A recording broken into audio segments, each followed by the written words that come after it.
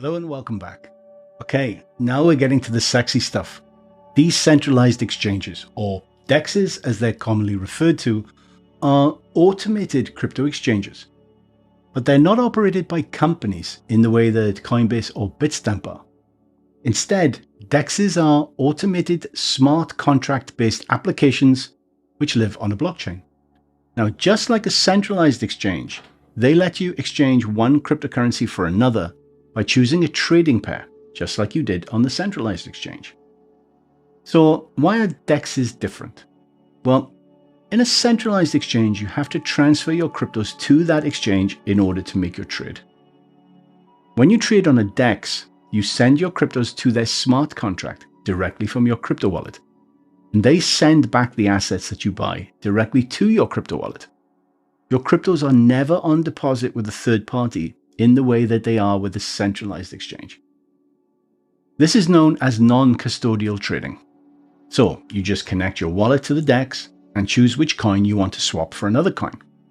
Once the transfer is complete, the new coin will be present in your wallet. Usually a DEX will perform your transaction on the same network for the cryptos that you want to buy and sell. Well, what does that mean?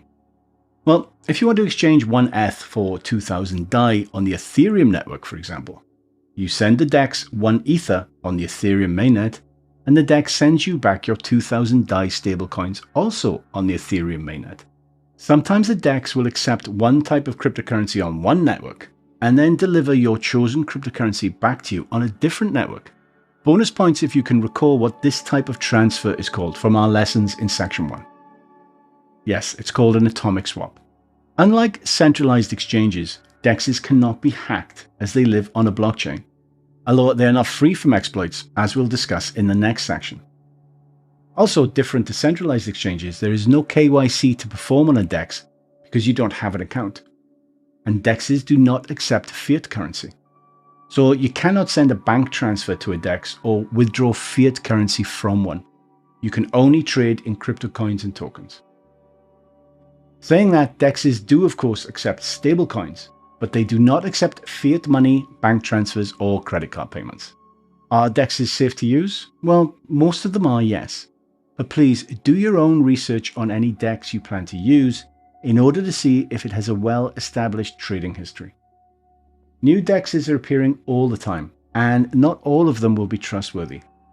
It's quite possible that someday, if not already, someone has put a DEX online that is designed purely to steal money from its customers.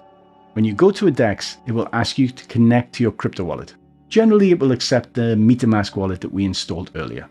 When you connect your wallet to the DEX, your wallet needs to be connected to the same network as the DEX operates on. You will usually be told if you need to change networks. Once connected, you choose the two cryptocurrencies you wish to exchange between, enter the amount you wish to exchange, and press to swap those coins. If you have enough network native coins in your wallet to pay for the transaction fees, then the transaction will take place. DEXs have a supply of crypto coins and tokens to sell to you because they use something called a liquidity pool. Liquidity pools are pools of crypto that are invested by people like you and me.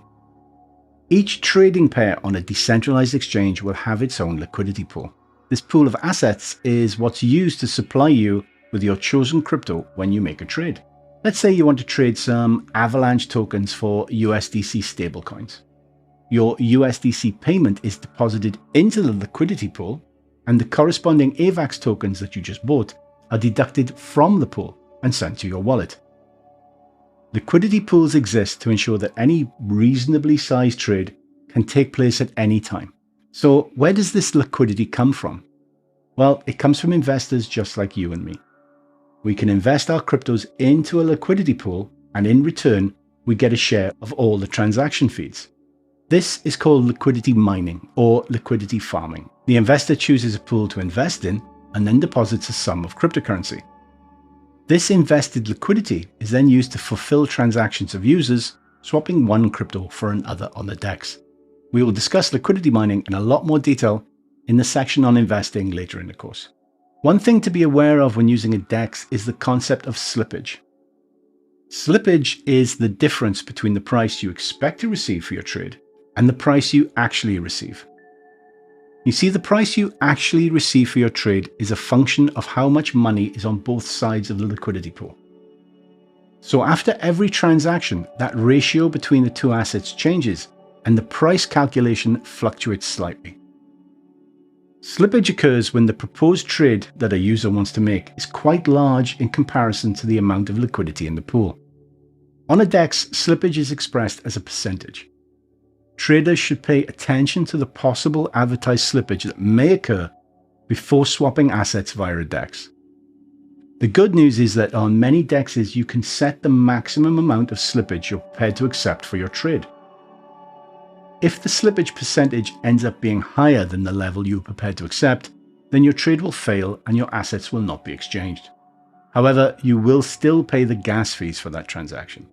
So it's important, particularly with a large trade, for you to check that you're going to receive the amount of crypto that you expect to, and that you set the maximum slippage percentage, so that in the worst case scenario, you can only receive your expected amount minus that slippage percentage. Because of slippage, liquidity pool-based DEXs are seen as more useful for small, occasional traders than larger traders. If you're trying to execute a huge trade, or you plan to make many trades, then you may be better off doing so on a centralized exchange.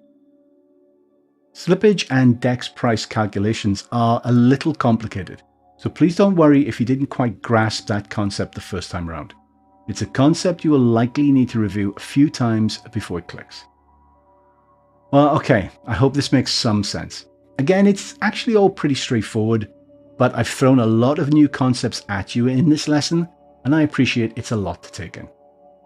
The main points to remember when you use a DEX are to ensure it's a reputable exchange with an established trading history, and for you to always double check the price of your trade to check you're getting the amount of coins you expect to before you execute that trade. As usual, if anything is unclear, please re-watch this lesson or reach out to me on Discord with your questions.